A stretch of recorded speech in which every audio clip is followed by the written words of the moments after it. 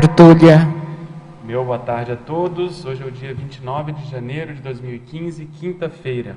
Esse é o verbete de número 3.282. Ele tem 5 páginas, 48 logias e 12 máximos. O tema é Fácies retrocognitiva, dentro da especialidade parageneticologia.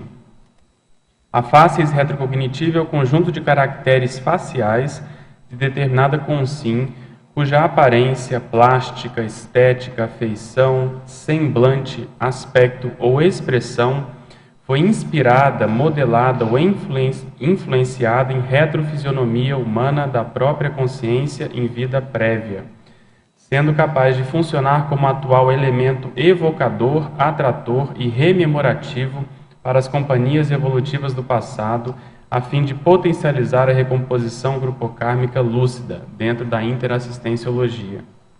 O holopensene pessoal da retrocognoscibilidade, a influência do retromaterpensene na neopensenidade, o holopensene pessoal da holominemosomatologia, os nexopensenes, a nexopensenidade, o holopensene pessoal das investigações seriexológicas cotidianas, a fácies retrocognitiva, o rosto evocador, o semblante aglutinador, a fisionomia atratora, a face pró-memória, o mnemoteste facial, a mensagem retrocognitiva de cara, o rosto atual moldado a partir de retroface marcante, as associações evocativas desencadeadas pelo olhar, as influências recíprocas entre a genética e a paragenética, os encontros conscienciais superchamativos sem causa intrafísica aparente, a retrocognição face a face,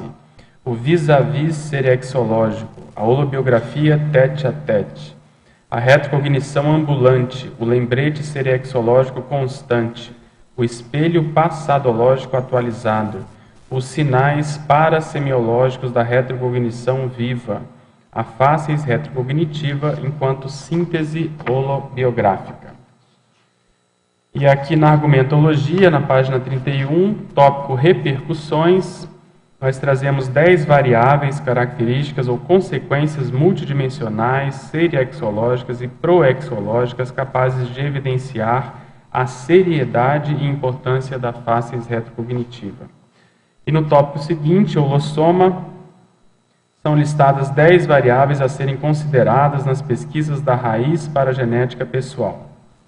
Em remissiologia dos 15 verbetes, nós destacamos 5. Benefício da autorretrocognoscibilidade, expressão facial, palimpsesto consciencial, paragenética retrossomática, personalidade consecutiva. As investigações da fácies retrocognitiva exigem alto nível de parapercussiência, visando não transformar a exceção em regra. Seriexometria é tema ao mesmo tempo instigante e complexo. Você já ponderou sobre as repercussões proexológicas, grupocármicas e interassistenciais da fácies retrocognitiva? Conhece algum caso? Aqui a mega-análise elaborada pela equipe da Enciclosapiens, nós temos rosto, feição, estética, retroface, expressão, aparência, semblante, holosfera, caracteres, plástica, biotipo, imagética, imagística, holobiografia, seriexometria, evocaciologia, parageneticologia, retrocogniciologia, holossomatologia e holoressomatologia. Questionamentos. Ao verbetógrafo, professor Pedro, em Fatologia, página 28, terceira linha de baixo para cima. Poderia expandir o fato paradoxal de muitos intermissivistas possuírem a fácies retrocognitiva ainda incógnita, carecendo de aprofundar a autopesquisa seriexológica? É o que nós temos visto com as aulas que nós estamos ministrando na Consecutivos, principalmente o curso Retrosenha, o workshop de clarividência retrocognitiva, imersão, é que muitas pessoas estão começando a se interessar pela pesquisa do próprio passado.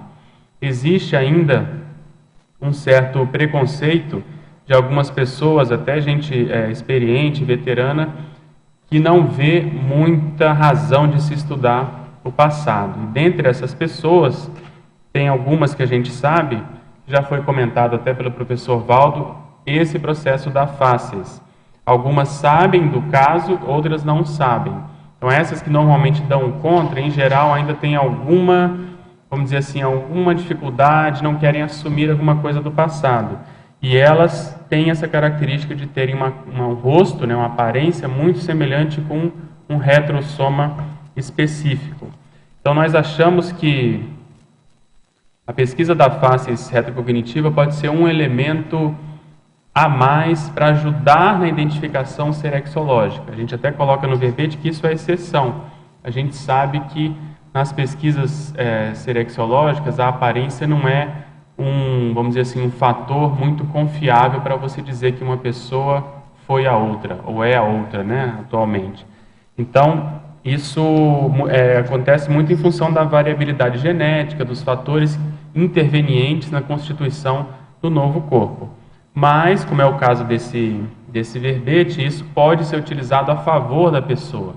Ela, de caso pensado, trabalhou extrafisicamente com um determinado grupo de pessoas pertencentes a uma vida específica com a qual ela quer trabalhar na nova PROEX, em função do trabalho de assistência que ela tem que fazer, e aí ela acaba plasmando no novo corpo essa mesma aparência do retrossoma, do retrocorpo. Só que isso ainda é a exceção da exceção na CCCI. Outras pessoas têm, às vezes, traços que lembram a retropersonalidade.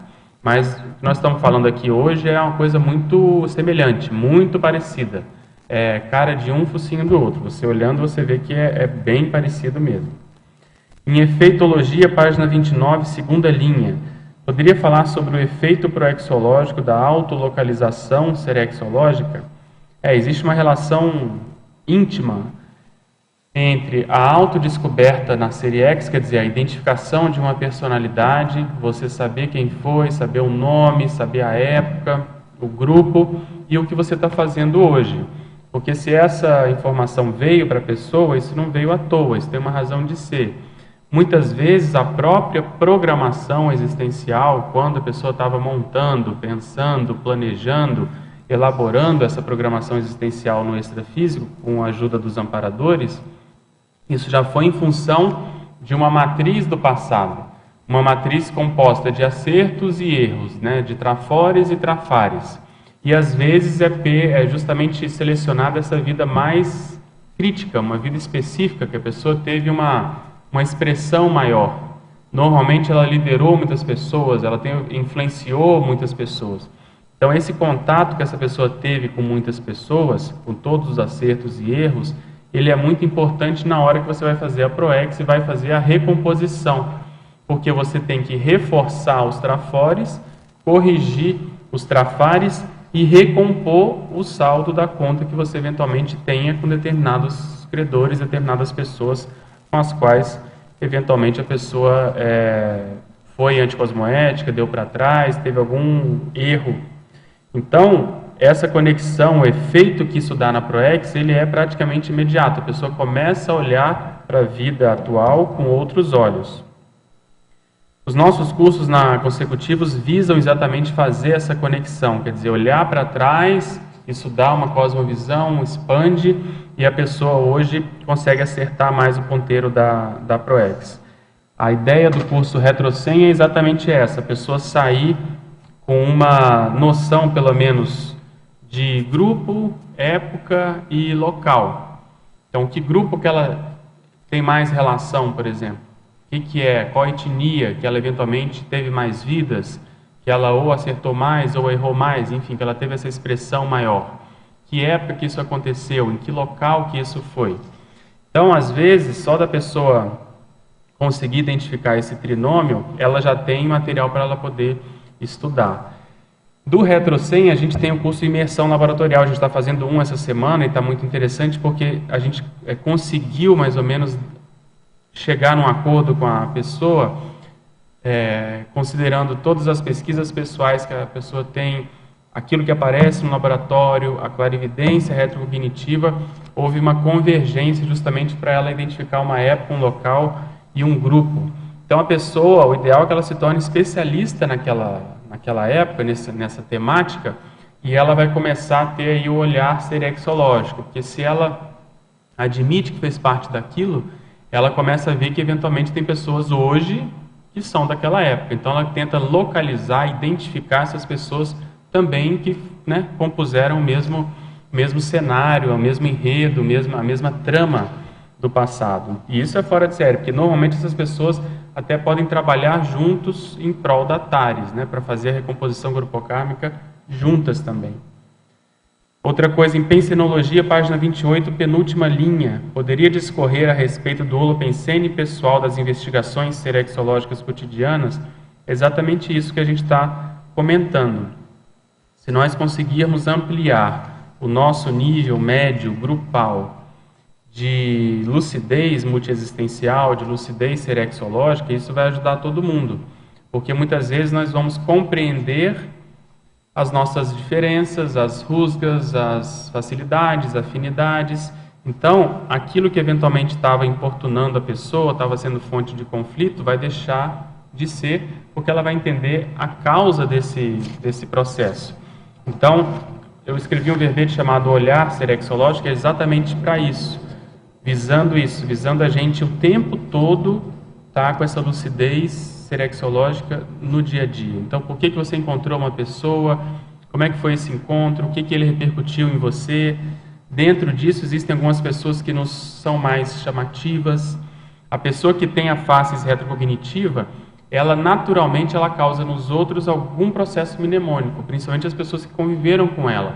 Só que as pessoas não localizam, não sabem, mas sentem aquela atração. A pessoa tem afinidade, tem amizade, volta e meia a pessoa está com essa outra. Então, se a gente começa a ficar mais atento, a gente vai juntando as pontas para conseguir ter a retrocognição que vai esclarecer a raiz disso tudo, né? A ideia é exatamente essa. Em Fatologia, página 28, segunda linha, poderia explicitar o mnemoteste facial? Isso é, na verdade, um trocadilho, né? Porque se você tem uma pessoa que tem um rosto muito parecido com uma época, vamos supor, muito antiga, eu coloquei aqui na exemplologia, no começo dessa era, por exemplo, aquilo é como se fosse um teste. A pessoa ela pode falar, mas puxa, de onde que eu conheço essa pessoa? Esse rosto me é muito familiar. E ela vai tentando buscar na memória, ver de onde que ela conhece, de que época que ela conhece. Obviamente que para isso ela tem que ter um nível de autopesquisa serexológica maior. Ela tem que ter uma noção de por onde ela passou, né? Em que locais, em que eventos, em que épocas da história ela eventualmente estava lá, e principalmente como um certo nível de protagonismo, porque aí com isso ela começa a tentar localizar essas pessoas que ela sente esse mnemoteste facial, quer dizer, fica como se fosse testando a memória dela, esse rosto, essa pessoa, né? Em Parafatologia, página 28, segunda linha, gostaria que abordasse o lembrete serexológico constante. É a mesma ideia. É um paradoxo até certo ponto, porque é uma coisa do passado que está no presente. Então está o tempo todo lembrando ali para a consim, principalmente, para a pessoa que tem a faces, daquela época do passado. Então aquilo ali é como se ela tivesse que vencer aquele gargalo, superar aquela condição, assistir aquele povo daquela época, fazer o que ela fez, só que agora, como todos nós, com um paradigma consciencial, com todas as possibilidades que a conscienciologia propõe e oferece para a gente. Então, como se fosse um estigma, né? Um estigma mnemônico que a pessoa escolheu para ela mesma. Em Polinomiologia, página 29, poderia ampliar o polinômio fenótipo, genótipo, paragenótipo e parafenótipo. Então, o que é o fenótipo? O fenótipo é a aparência da pessoa, como que ela se apresenta. E o genótipo é o conjunto vamos dizer, de caracteres do código genético que ela tem. É aquilo que é vamos dizer, o genoma da própria pessoa. Então, esse genótipo, esse genoma, o DNA, influencia até certo ponto o fenótipo, influencia a aparência da pessoa. Vai dizer normalmente a altura da pessoa, a cor dos olhos, o tipo do rosto, uma série de condições da constituição do corpo, em conjunto, obviamente, com o meio. Como é que a pessoa foi criada, educada, onde que ela nasceu, tudo isso também vai influenciando. O paragenótipo é exatamente a sua paragenética, quer dizer, o conjunto de caracteres herdados pela própria pessoa com base na experiência dela ao longo da holobiografia. Então isso também é como se fosse o para-DNA, tem um verbete da enciclopédia que é o para-DNA. Então esse também é um conjunto, e isso também vai influenciar a para-aparência, quer dizer, o para-fenótipo. Extrafisicamente, em geral, nós podemos fazer a transfiguração do psicossoma, mas existe aquela feição básica, existe aquela aparência usual que a pessoa gosta mais, que ela se afiniza mais, com a qual ela se apresenta de modo mais habitual. Então, com base nisso, a gente começa a entender essas relações entre a carga paragenética e a carga genética. Quanto mais lúcida é a consciência, em geral, mais a carga paragenética se impõe sobre a carga genética.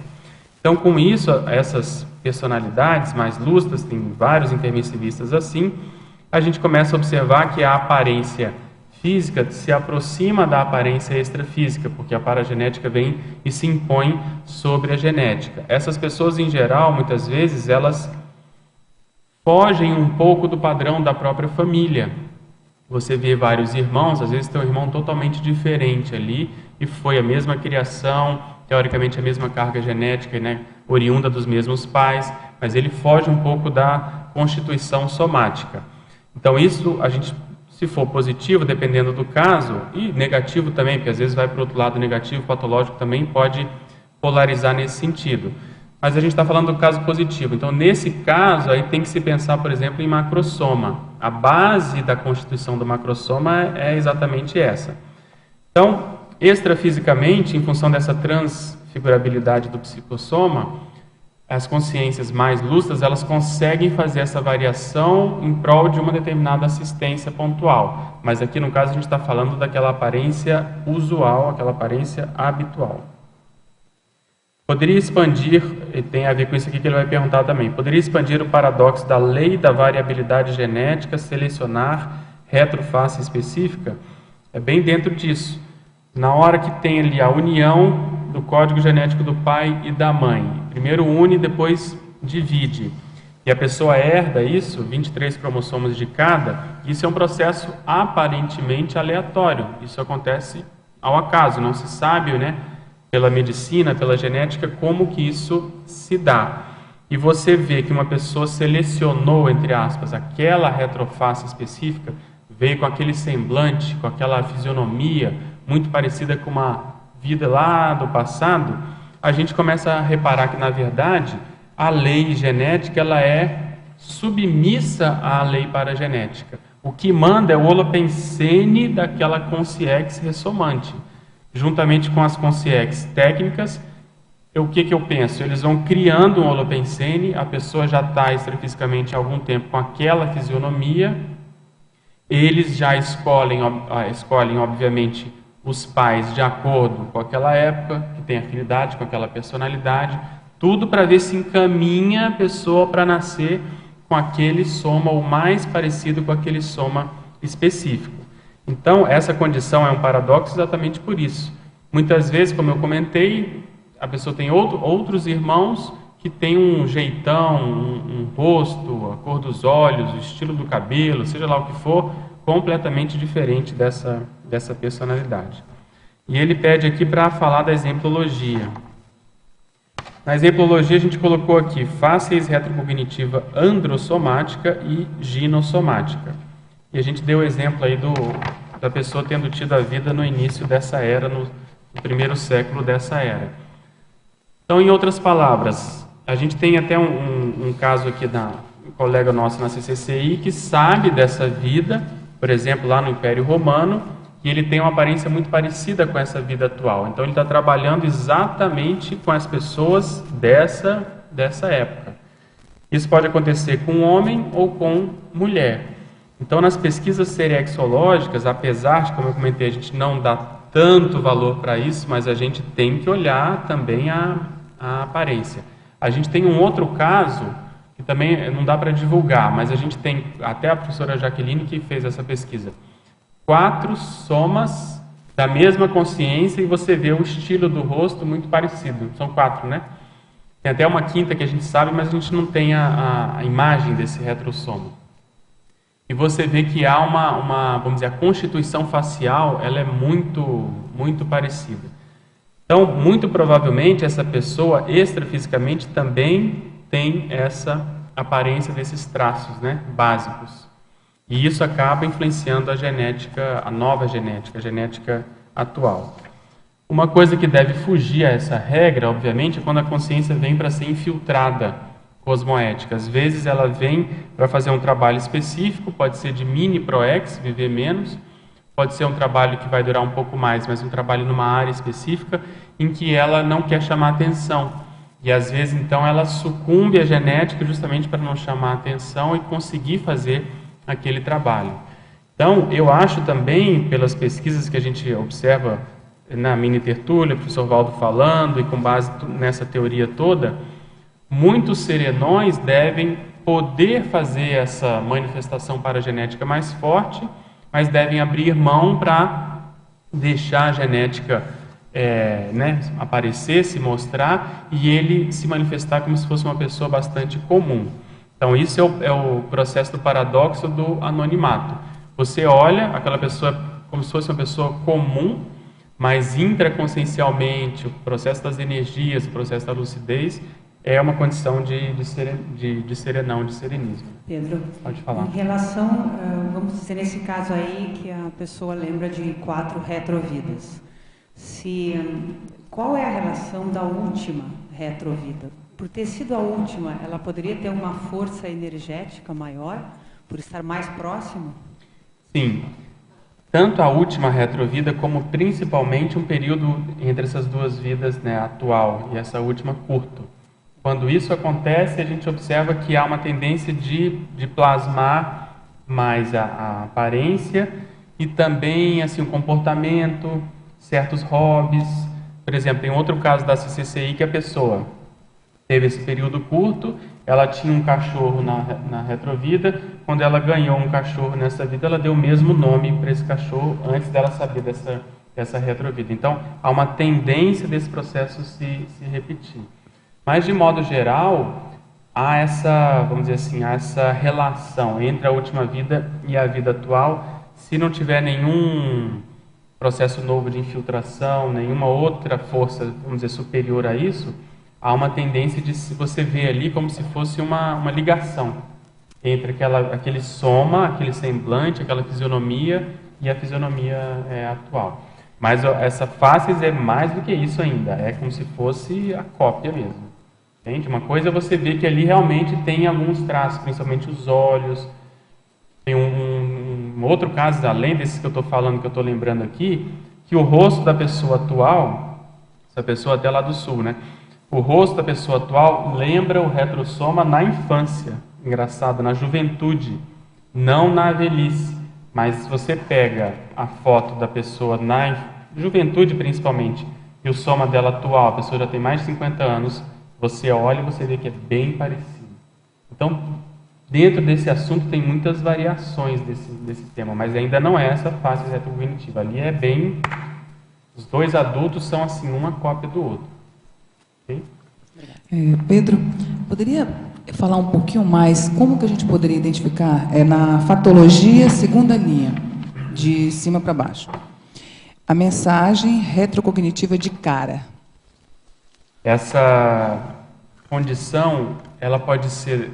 Você tem que pegar todos os elementos. Então, quando você encontra uma pessoa, principalmente uma pessoa mais espontânea quando você não conhece a pessoa, mas você tem uma nítida sensação de reconhecimento, de conhecimento, de afinidade, isso que dá de cara, assim, você nunca viu a pessoa. Hoje mesmo, a pessoa não está aí, mas eu almocei, antes do almoço eu estava com uma pessoa que eu vi essa condição. Então você tem que dissecar e aí colocar, será que é o rosto que me chama atenção? Será que é a energia?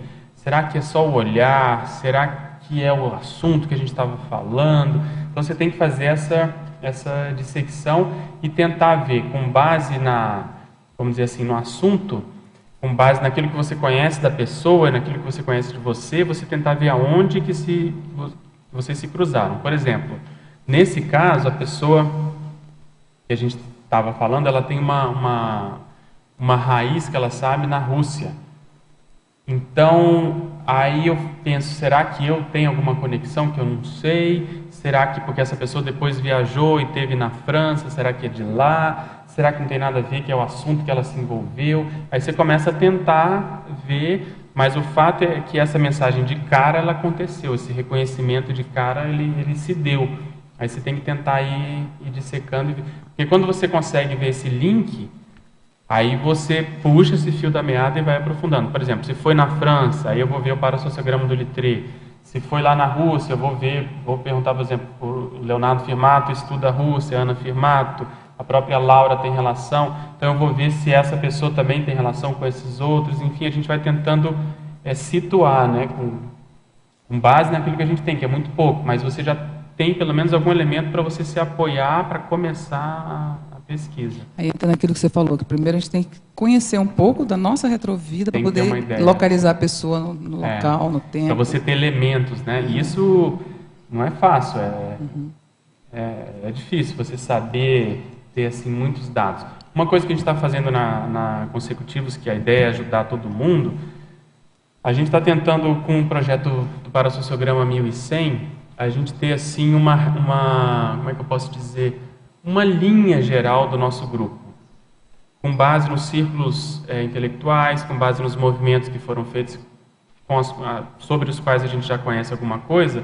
A gente vai colocar isso numa linha do tempo, existe um curso sendo preparado para isso, e aí a pessoa, com base nisso, ela vai vendo em quais daqueles grupos ela se sente mais, que ela acha, tem quase certeza que ela estava ali.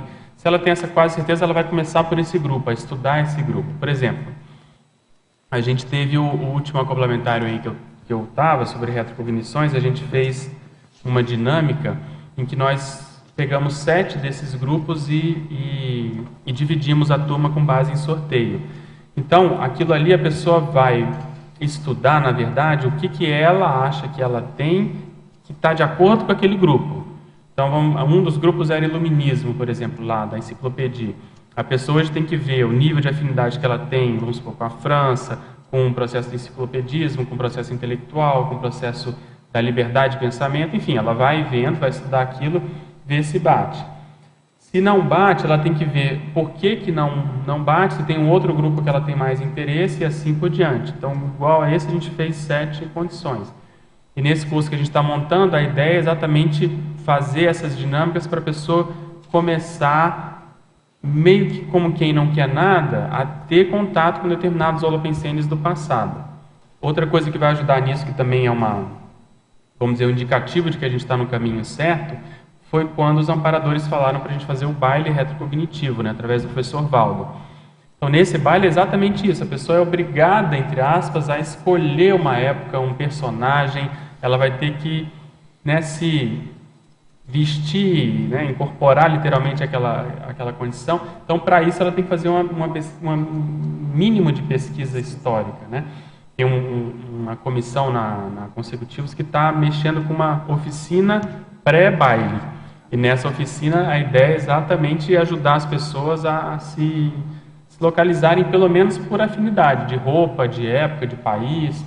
E aí a pessoa, quando ela vai incorporando aquilo, vai estudando, isso mexe na memória e tende a ajudar a ter retrocognição. Era isso que eu te perguntar, porque agora eu vou começar esse tipo de pesquisa a respeito da minha personalidade. Então, era assim, qual era o ponto, sabe, inicial para você começar a pesquisar? Porque, assim, são muitas variáveis. É biografia, não é identificar como você é hoje, para tentar achar alguém no passado, mas em que vida. Fazer, então, é uma coisa bem... o RetroSense acho que vai te ajudar, porque lá a gente levanta muitos dados. Por exemplo, o Elcardio fez o RetroSense, foi aluno exemplar. Porque ele estava com as pesquisas dele, né, em dia já com isso, preencheu lá a nossa proposta de metodologia, e aí a gente conseguiu chegar vamos dizer, num Holopensene, numa RetroSense, que é a cara dele hoje, que tem a ver com escrita, a personalidade que ele estuda já é um escritor do passado, que tem a ver com o processo que ele estuda, enfim. Mas lá você vai levantar uma série de dados e vai ver quais que você vai valorizar mais. Tem uns que vai ser, às vezes, a profissão, outros a etnia, outros um processo do temperamento, da personalidade. Ali vai ser o fio condutor para a pessoa pesquisar. E aí, só para terminar, a pessoa, com isso, ela tem que olhar para trás na história. Ela tem que tentar localizar isso no tempo. Então, por exemplo, lá no caso, ele foi lá no processo de Roma, processo greco-romano, ele foi vendo e conseguiu, em função de uma sincronicidade, um determinado nome, e a pessoa começa a estudar aquela época até chegar num nome que o temperamento possa ser condizente. E aí ela vai fazendo a saturação mental, saturação pesquisística para ter sincronicidade e retrocognição. Então ela vai entrando de novo naquele holopensene, entende? Então tem que caminhar para isso, assim, para trás, que eu digo, porque muitos fazem o curso e ficam só no presente. Aí querem às vezes colocar as ideias da Conscienciologia lá. Então quer ter lá a retrosenha de, sei lá, cosmovisão, sei lá, de interassistencialidade, de pangrafias. Nós estamos olhando para trás. Quando a gente vai para trás, o negócio começa a ser mais complicado, a piorar. Então nós podemos até pensar, não, se a pessoa tem isso hoje, ela pode ter hoje, mas nós temos que pensar qual foi a raiz disso no passado, onde que foi o embrião, onde que começou. Aí sim, aí ela se localiza no passado, porque ela tem o hoje e tem o passado, aí com isso ela fica mais autoconfiante, né, para seguir na ProEx. A proposta básica é essa. Questão, não. Hoje em dia, pelo menos na Conscienciologia, eu sou envolvido com as questões jurídicas, de direito, né? Que na Socinha eu não trabalhava com isso, mas aquela coisa de amparador, fui fazer o curso de direito, quando eu caí aqui, falaram assim, é isso que você vai ajudar a gente. E aí, por exemplo, para ver para o negócio do baile, eu estava vendo assim, achar um retrossoma de advogado do século XVIII, XIX, falei, gente, mas eu quero ir de mulher. Então, assim, não, naquela época não é. Pois é, então eu vou começar... Ver o seu trabalho, tem umas ideias aí. Acho que dá para... E essas oficinas, Pedro, como é que são? Já estão funcionando? Estão rodando? Não, nós estamos montando. Estão montando ainda? Estamos montando. Vamos divulgar para ajudar as pessoas a conhecer mais sobre isso. Tem pessoas especializadas em moda, vamos dizer assim, histórica, em épocas específicas da história, a indumentária da época. E o que eu acho também, a pessoa às vezes não vai conseguir, né, localizar especificamente, mas se ela já pegar um grupo, uma época, se ela assumir aquilo, por exemplo, às vezes tem muitas pessoas que são da aristocracia. A pessoa tem que assumir isso. Ela escolhe, às vezes, a aristocracia inglesa, a aristocracia, sei lá, italiana, francesa, e vai, porque no começo ela está ainda apalpando. Mas depois, com a pesquisa, com o próprio baile, deve ter esse baile em outros anos, então a pessoa vai aí sim depurando cada vez mais. A questão é a pessoa estar disposta a entrar na dança, literalmente, né? No caso do baile. Obrigada. Fala, professor. O que é leis da parafisiologia holossomática e como é que a síndrome da ectopia entra nisso aí? Beleza. Essas leis, esse conjunto de, vamos dizer, de regras que entram na constituição do novo corpo. Então, a parafisiologia ali do holossoma está funcionando, a pessoa vai renascer e aquilo acaba levando a pessoa a ter um soma parecido com o do passado. A gente não conhece todas essas leis. As leis, assim, básicas, assim, que a gente pode entender. Por exemplo, a gente parte do pressuposto que o paracérebro é o modelo organizador do novo corpo, o modelo organizador biológico. Então, esse holopensene ele vai ser a forma do novo corpo. Tem esse holopensene daquela equipe especializada, tem os pais que entram nisso. Então, tudo isso a gente acha que vai direcionando o material genético para ele ser selecionado para dar essa constituição somática atual. Então, isso tem épocas. Então, por exemplo, nessa vida, leis tais, né, determinaram esse corpo aqui. Perfeito. Existe uma lei básica que é essa influência, mas, de acordo com a prioridade da ProEx, da Ressoma, qual que é, vamos dizer, a feição, qual que é a época que nós vamos trabalhar com esse grupo aqui? Vamos supor lá, Império Romano, a pessoa já está com aquela aparência. Então, eles vêm, então vamos tentar fazer essa influência aqui nesse processo genético. Então, tem uma lei de fundo, que é essa influenciação, e tem aquela específica daquele novo corpo, daquela nova ProEx, daquele grupo que vai trabalhar. Como é que a pessoa pode, hoje, entendendo isso, pode tirar partido? Melhorar isso aí, tirar partido e aproveitar isso mais. O que eu acho que vale a pena é a pessoa partir para o grupo. Então, por exemplo, a pessoa, acho que até coloquei em algum local aí, ela fazer a árvore genealógica, tentar ver quem é mais parecido com ela, quem é diferente, tanto em termos de aparência como em termos de temperamento, em termos, por exemplo, de interesses, e aí tentar localizar essa pessoa lá na história. Então, na história tinha o pai, a mãe, o irmão, o filho, não sei o quê, colocar os dois e começar a ter essa visão de conjunto, para ver se há algum diálogo, algum contato entre os dois, que normalmente tem. E aí, com isso, a pessoa vai ter uma cosmovisão maior. Né? Tudo isso com o propósito de ir, vamos dizer... depurando? Limpando aquilo que nós deixamos lá. Perfeito. Porque aí quando você localiza, você já sabe, não, com esse aqui eu tenho que ser assim, eu ser assado, eu ceder mais, ceder menos. A sua assistência começa a ganhar nova complexidade. Né? E onde entra essa ectopia afetiva aqui? Essa síndrome, ela entra... O que é a ectopia afetiva? Às vezes a pessoa é o amor errado, né? Ela usa a afeição dela para uma coisa ectópica, fora. Ectópica. Pode ser atual ou pode ser no passado. Aqui, como a gente está mexendo com o passado, às vezes lá no passado a pessoa usou os interesses, o poder que ela tinha de uma maneira ectópica. E aí gerou essa necessidade de recomposição atual. Então, se a pessoa conseguir ver, e ela pode até ver se ainda não tem uma raiz hoje dessa ectopia. Então, se ela conseguir observar vamos dizer assim, uma união entre aquilo que ela eventualmente errou de errado lá no passado e o atual, ela vai ver o que ela precisa melhorar, que é a sua pergunta anterior. Qual é o nível de reciclagem que ela precisa fazer? Em que área específica, com quem, e assim por diante. Estou entendendo da seguinte forma.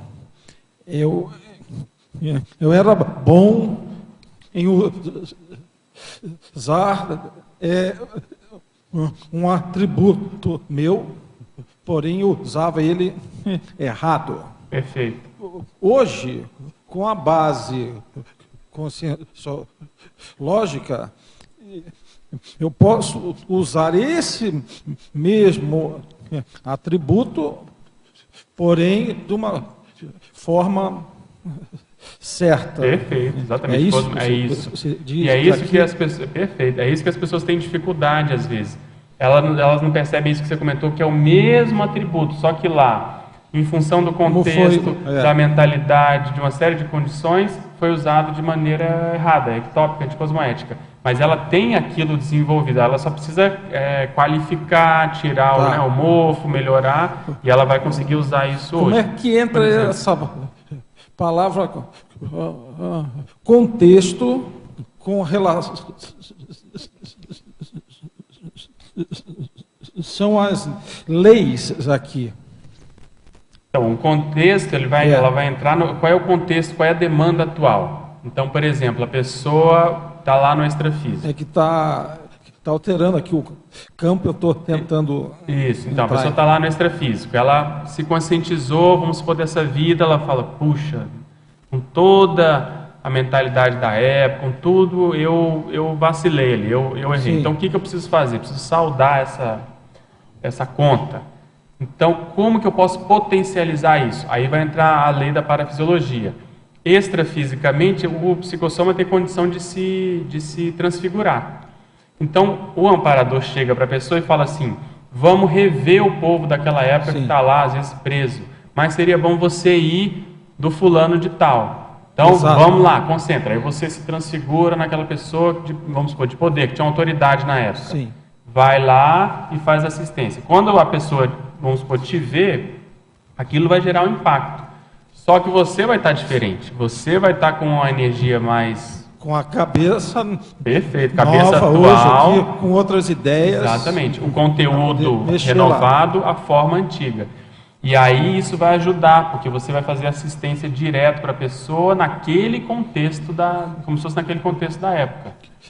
Que eu tenho conversado aí com vários colegas, eles têm medo de acessarem aquele passado.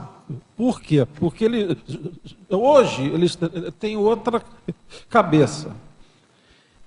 Só que o contexto na época era o que ele achava certo. Perfeito. Então ele antes tem que se perdoar e chegar a dizer, puxa, eu era isso, eu era assim, hoje não. Perfeito, mas por que esses casos ajudam muito, por exemplo? Eu sei que você está estudando um caso que é bem ilustrativo específico. nisso. Por causa dessa autorreconciliação que a maioria não quer fazer ainda. A maioria não quer estudar o passado porque tem medo das besteiras que fez, medo de encarar, às vezes, o bicho que foi. Se enfrentar, né? Se enfrentar. Então, a pessoa que hoje já consegue saber de uma vida lá de trás, que normalmente são as mais imaturas, que está, vamos dizer, passando o rodo, passando a limpo toda a condição, isso é um exemplo intra e extrafísico fora de série. A gente teve um caso num dos segundo ou terceiro curso Retrocem, que é parecido com o que você estuda, em que a gente via extrafisicamente a repercussão do fato da pessoa falar sobre esse assunto, assumir essa condição, assumir a renovação. Isso tem um valor que a gente não tem ideia. Não dá para quantificar. Como é que é isso?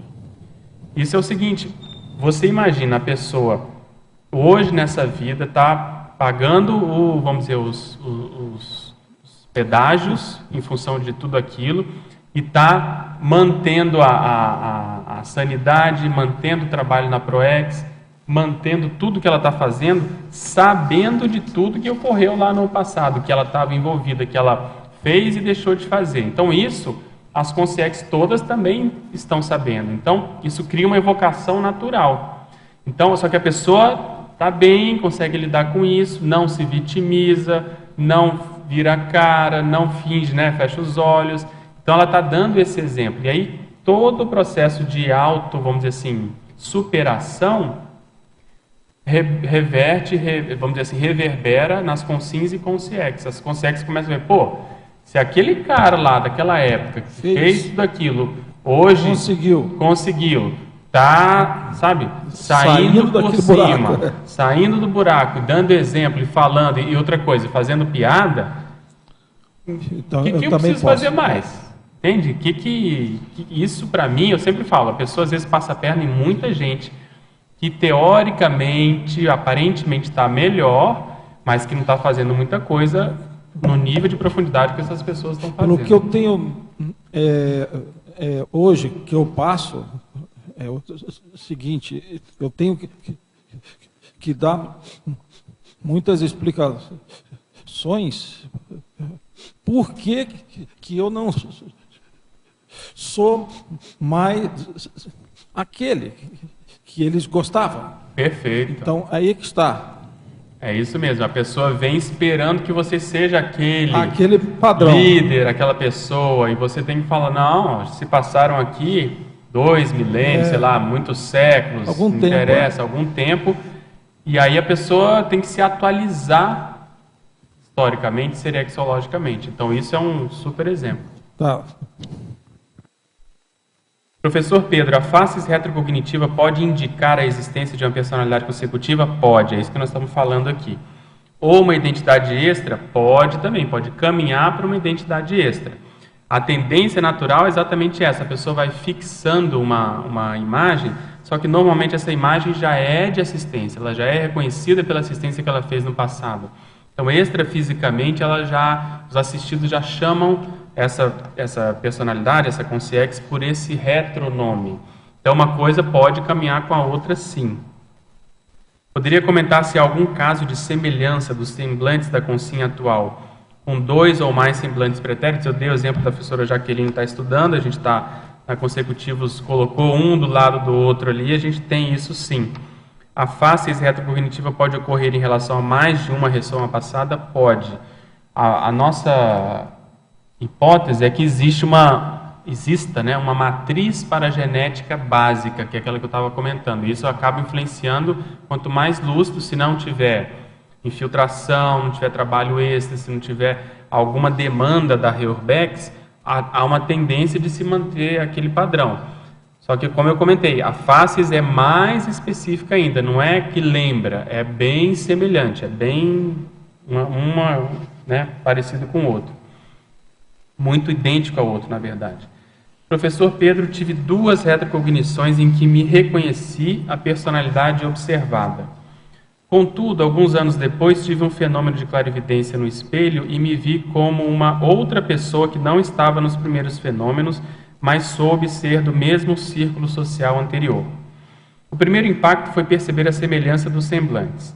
Depois disso, já tive mais de 20 fenômenos retrocognitivos envolvendo esta segunda personalidade. Como explicar estes essas retros iniciais em que me reconhecia como uma outra consciência? O que explica isso é um conceito que a gente chama de contaminação holopensênica, que é uma das salvaguardas, uma das coisas que a gente fala, por exemplo, na terapia de vidas passadas, que pode ocorrer, em que a pessoa às vezes acaba lembrando coisa do próprio terapeuta.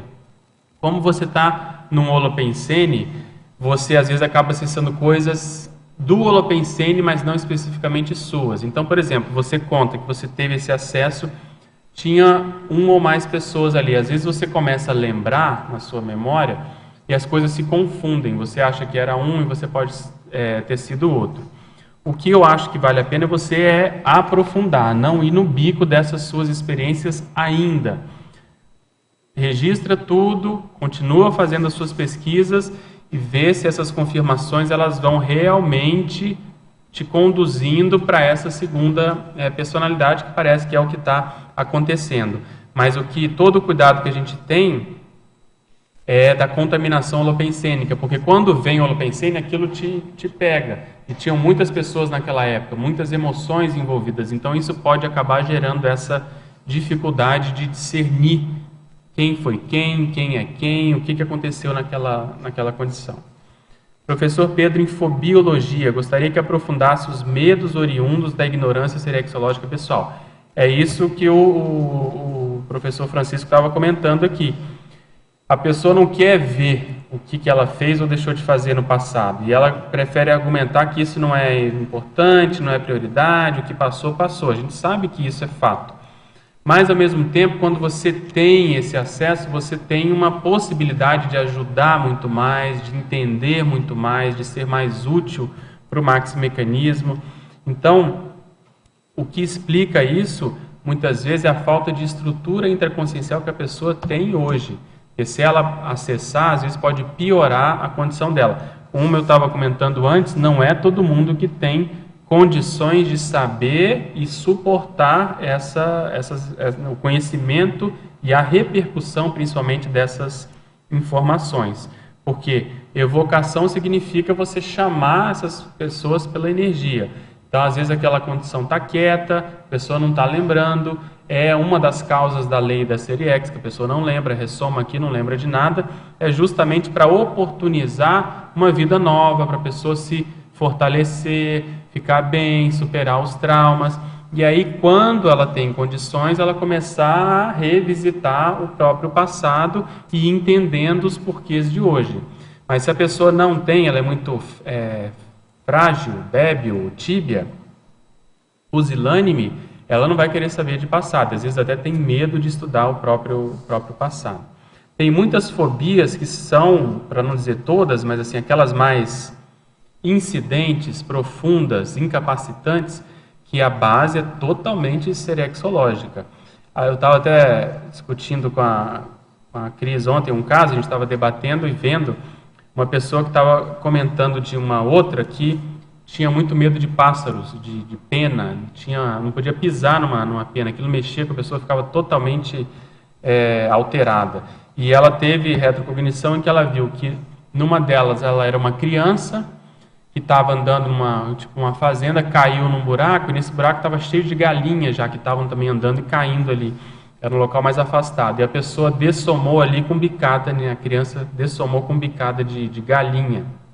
E ela lembrou daquilo e até, vamos dizer, teve a catarse daquele momento. Depois teve outra em que em uma vida anterior, ela também teve um acidente envolvendo uma ave de rapina, tipo uma águia, uma coisa parecida. Então você vê que esse processo de fobia atual normalmente tem uma raiz serexológica. Agora, essa pessoa, para pegar esse caso, normalmente a gente tem que pensar assim, por que isso aconteceu? Ela poderia ter caído num buraco que tinha, sei lá, uma cobra, um jacaré, um cachorro, um lobo, mas foi com ave. Você vê que na Serex dela tem essa coisa recorrente. Em geral, ela deve ter errado ou feito mal para esses bichos nas vidas anteriores a isso. Ela deve estar recebendo ali o revertério dessa condição. É uma hipótese, né, para ela trabalhar. E eu até falei com a Cris, será que nas próximas vidas ela não vai acabar sendo veterinária, vai acabar se especializando com isso, às vezes sem nem saber dessa história toda, vamos supor daqui a 3, 4 vidas? É uma possibilidade. Professor Pedro, página 28, quarta linha, poderia comentar a manutenção das características faciais essenciais intercorpos? É isso que a gente está comentando. No caso da facies retrocognitiva, a pessoa mantém aquela facies, aquela expressão, aquele semblante, apesar de ser épocas diferentes, corpos diferentes, às vezes até pais diferentes, né? Mas o que manda nisso é o holopensene que está ali fazendo a conjunção, a conjuminação, a convergência do processo energético, influenciando no genótipo, que é esse material genético, para ele poder selecionar ali aqueles genes que vão dar a possibilidade de expressar essas realidades, né? Vão produzir as proteínas e expressar a constituição do novo corpo. Outra coisa, em Proverbiologia, página 28, poderia aprofundar, se possível, com alguma casuística, o provérbio: o semblante é o retrato da alma. Isso independente de qualquer coisa, isso é um fato, é uma, vamos dizer assim, uma verdade que a gente pode considerar, independente do tema dessa tertúlia. O modo da pessoa se apresentar, o modo da pessoa, às vezes, refletir, como que ela movimenta os olhos, como que o temperamento, quer dizer, aquela consciência, a máquina, né, o paracérebro, ele se expressa através da face atual. Então você vê, tem pessoas que são mais risonhas, tem outras mais introspectivas, algumas com olho grande, outras com olho pequeno. Então isso tudo está tentando mostrar, é como se fala que os olhos são a janela da alma, né? Está tentando mostrar o que tem por trás daquilo, é um filtro. Então isso é para qualquer consciência. E o semblante deve ser estudado principalmente quando a pessoa está mais à vontade, quando ela está mais assim espontânea, quando ela às vezes está sozinha, quando você consegue ver essa pessoa, quando ela não está sob o holofote, por exemplo, ela não está sob pressão. Ali você às vezes consegue ter essa noção. No curso Parasemiologia, que a gente deu aqui no CAEC alguns anos atrás, a gente ficava fotografando e olhando e reparando os alunos da turma e depois mostrando para eles como que era a tendência facial da pessoa, a tendência espontânea facial. Tem algumas pessoas que fazem mais caretas, tem pessoas que são mais desanuviadas, outras são mais assim sombrias, plúmbias, né? São mais assim carregadas no ponto de vista do semblante. Então, tudo isso você pode fazer um estudo que lá no caso a gente tinha como base a fisiogonomia. A gente usa a face e o biotipo. Então existe um estudo que tenta correlacionar o tipo do temperamento com a face e o biotipo. Só para dar um exemplo, pessoas mais longilíneas em geral e que tem essa condição do T da testa com o nariz aqui mais retas, mais assim proeminentes, em geral tendem a ser mais intelectualizadas, mais mentais somáticas, do que o contrário, por exemplo, as pessoas mais pícnicas. Isso de modo geral, tá certo? Tem exceção para tudo. Mas a gente pode usar isso como assim, pelo menos um princípio de estudo. Patologia, página 28, quarta linha. Poderia exemplificar os encontros conscienciais super chamativos sem causa intrafísica aparente? É isso que a gente estava conversando aqui com a Lani.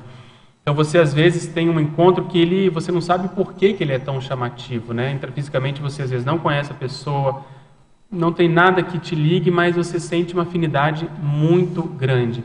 Então nesses casos é que a gente tem que pesquisar qual é a raiz. Então a raiz às vezes ela pode ser mais próxima ou mais distante do seu caso. Você pode ter convivido com essa pessoa, que eu quero dizer, intimamente, por exemplo, ser da mesma família, ou mais distantemente, pode ter sido um colega, sei lá, de profissão, de ocupação, de alguma coisa que foi feita no passado. O fato é que você tem que levar isso a sério e pesquisar a raiz disso. Em teoriologia, o que seria a teoria do palimpsesto consciencial? Essa teoria, ela tem um verbete que eu escrevi, vale a pena você olhar, que é o seguinte: o que é um palimpsesto? Antigamente não se tinha o papel, né? Tinha-se muito pergaminho. E o que as pessoas faziam, principalmente na época da Idade Média? O pergaminho ali estava escrito com alguma coisa, uns escritos às vezes antigos, às vezes até super importantes, e para aproveitar o, entre aspas, papel da época, o pergaminho, eles apagavam. Passavam lá pedra pómez, tentava, né, lavar, para eles poderem reaproveitar, muitas vezes com coisa da igreja, outras coisas mais da época. Só que você, dependendo de como você olhasse, dependendo do tratamento que você fizesse nesse pergaminho, hoje em dia até com a tecnologia de raio-x, você consegue ver o que está por subjacente, o que está por trás daquele escrito. Então tem uma coisa escrita que você está vendo que ela está forte, mas dependendo do caso, se você também ou apagar ou usar essa tecnologia, você vê o que está subjacente. Então a fáscia retrocognitiva é exatamente isso, existe uma coisa subjacente ali. Existe aquela paragenética de trás, daquela retrovida que está ali influenciando o novo corpo. Então, o palimpsesto consciencial, de modo geral, ele acontece com todo mundo. Porque todo mundo que tem um novo corpo, na verdade, tem a paragenética ali que está o tempo todo influenciando esse novo corpo. Ou mais ou menos. Outra coisa interessante que eu acho, que a gente quer pesquisar mais na consecutivos, é o seguinte: hoje eles já admitem na genética a condição da epigenética, que é quando às vezes o meio, uma causa externa, influencia a expressão genética. Então, antigamente se tinha a ideia de que a genética era uma coisa mais ou menos fechada, né? Fez, acabou, teve a expressão, aquilo é assim, vai ser assado e acabou. Hoje se sabe que o processo genético ele é dinâmico também. Então você tem o potencial de expressar determinados genes ou não, de acordo com o estímulo que você ocasiona ali. E eu tenho como teoria, nessas pesquisas que a gente quer fazer, baseado nisso, que é o seguinte: a paragenética obviamente também tem isso. Então se você acessa uma vida, se você tem a condição da personalidade consecutiva, se você acessa, por exemplo, um retrotrafor, você não sabia que tinha, mas você começa a se conscientizar e começa a exercer aquilo, a sua paragenética vai começar a influenciar esse novo corpo e a sua genética pode ser modificada. Daí você vê a pessoa às vezes tendo sobrevida, tendo morex, tendo às vezes uma super saúde, tendo a possibilidade de sair de determinadas linhas genéticas doentias, que é a tara genética. Todo mundo daquela grupo familiar tende a ter uma doença. A pessoa, às vezes, em função disso, consegue escapar ou, pelo menos, retardar a manifestação daquela doença. E por aí vai. Tem muita pesquisa que a gente quer fazer nesse sentido. Mitologia. Quais seriam alguns exemplos de mitos pessoais quanto ao próprio passado? A maioria é achar que é fora de série, né? É o mito. A pessoa acha que ela ajudou sempre, que ela era, assim, uma incompreendida, que ela foi vítima sempre, o tempo todo. Ela vai criando um mito que é baseado no processo da autoestima, do autoconceito, do amor próprio e de, na verdade, defender o próprio egão. Então a pessoa não quer, aquilo que a gente estava comentando, não quer olhar a coisa nua e crua.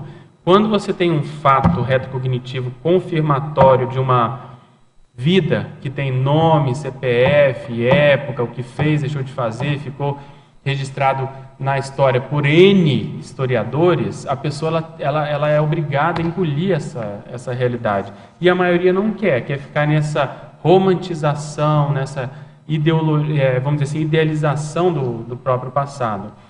Outras, que eu acho que é menos, pelo que a gente observa, é o contrário. A pessoa acha que só fez besteira, só fez coisa errada, só tem coisa para pagar, não quer nem saber, porque ela é assim, né, o cocô do cavalo do bandido assediado, que foi transmigrado, é ela.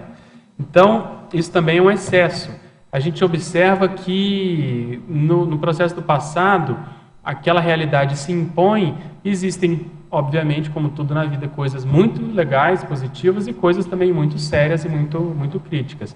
A maturidade que a personalidade consecutiva traz no bojo, exatamente a pessoa começar a ficar mais, vamos dizer assim, dentro da linha dela, no sentido da autoimagem. Ela sabe o que ela pode, o que ela não pode, o que ela é boa, o que ela não é. Então, esse autoconceito começa a ficar mais próximo do que ele realmente é, e não dentro dessa idealização, dessa mitologia do passado. Outra coisa, poderia explicar como se passa, na sua experiência, a retrocognição face a face? Gostaria de dizer que, se a expressão face a face está escrita em francês, seria necessário um A, pois, do contrário, se trata da terceira pessoa do singular do verbo avoir. Não, a gente botou em português mesmo, face a face. Essa condição, a gente fez aqui, na verdade, um trocadilho com o processo que a gente está falando de cara, né? de face, de expressão facial. Então, você está, vamos supor, se passaram vários séculos e você está face a face com aquela pessoa daquela época, e a pessoa atual tem aquela cara daquela época. Então você está convivendo, que eu coloquei aí, uma retrocognição ambulante.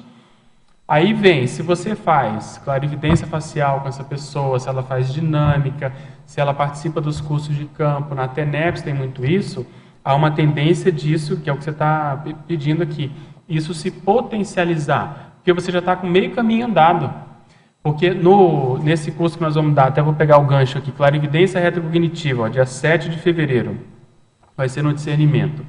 A ideia é exatamente essa. Nesses cursos, como na complementário também, você começa a olhar a pessoa, daqui a pouco ela transfigura, não é mais ela, é uma retroface dela, por exemplo, ou é uma face retrocognitiva de uma outra, vamos supor, de uma consciex. Então, você tem que dar esse passo até chegar nessa face. Essas pessoas que têm a face retrocognitiva, você já está com ela ali, você já vai partir dela para diante. Então, a chance de você lembrar a vida que tem em relação com aquela face retrocognitiva é muito maior, porque você já está partindo desse pressuposto. É o que eu coloquei aqui, ó, trinômio, clarividência, holosfera, holobiografia. Nesse caso, a clarividência ela já está lá na frente, a holosfera você já vai pegar lá o meio caminho andado, para justamente poder acessar a holobiografia, que é o nosso objetivo. Então, nesse curso, o que a gente quer é treinar, porque a gente tem que ter experiência, principalmente sinapse, sinalética, de ver como se manifesta esse processo retrocognitivo a partir do parapsiquismo, principalmente a partir da clarividência. Daquele verbete que eu defendi, justamente clarividência retrocognitiva, a gente colocou um crescendo lá. Então, nesse crescendo, a gente tem que passar por várias fases. Primeiro, o processo da energia, depois você começa a perceber o campo, as consciex, aí, de repente, você vê que passa uma etapa, um gargalo, que é como você adentrar a sua holobiografia ou enredo retrobiográfico daquela personalidade, e você podendo estar nela ou não, nesse enredo ou não. Né? Normalmente tem relação com a pessoa que está vendo também. Em parafatologia, penúltima linha, peço desenvolver o ato de saber interpretar a mensagem multidimensional e multiexistencial da paragenetologia no cotidiano. Isso também é muito interessante ficar dentro dessas pesquisas que a gente quer fazer. O que significa, por exemplo, uma doença genética, uma tendência, um biotipo específico, uma face retrocognitiva? Qual que é a mensagem disso? Uma delas a gente está falando, é o processo de recomposição grupocármica. A pessoa vira um aglutinador daquelas outras do passado pela semelhança. Há um reconhecimento, você reencontra essas pessoas e começa a ajudar. Então existe uma vertente grupocármica, existe também uma vertente egocármica, coisas que a pessoa lá naquele trafar que ela tem que superar hoje, que é o que a gente estava conversando antes. Vou te dar um exemplo prático que me fez pensar bastante. Uma vez eu atendi uma gestante que me chamou muita atenção. Por quê? Porque ela tinha um soma bem, vamos dizer assim, alterado, diferente. Ela não tinha um braço. É uma mimelia que a gente fala, uma campo mimélica, tem vários tipos em que a mão nasceu aqui grudada no ombro. Então, quando ela entrou, isso já me chamou a atenção. E ela estava internada, estava grávida, tinha essa condição e estava com uma pedra no rim. A pedra tinha saído e ela estava com muita dor. É uma das coisas que mais chateia ou mais dói é justamente litíase renal, litíase ureteral. Então, eu já vendo aquela situação, eu já vi que ali a pessoa estava, de algum modo, vamos dizer, pagando algum pecado do passado. Fui fazer o exame e descobri um tumor no outro rim da pessoa, dessa mãe.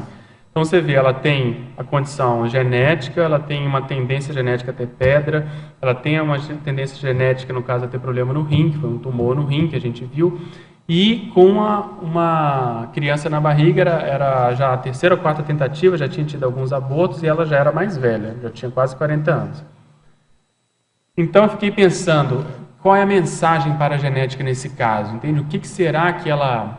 Por que será que ela veio dessa forma? O que ela está, de algum modo, vamos dizer assim, depurando dos erros do próprio passado? Quem será essa consciência que está vindo com ela, que está na barriga? No caso, era um menino, será que tem a ver com alguma coisa do passado? Enfim, você pode aí tentar ter várias hipóteses. Mas a gente parte do pressuposto que determinadas manifestações, tanto muito positivas, que aí vai pegar mais o caso do macrosoma, como também de doença, elas têm uma base paragenética, uma base do passado. E dependendo do caso, tem uma base justamente em erros do próprio passado. Então é nesse caso que a pessoa tem que parar e pensar qual é a mensagem disso.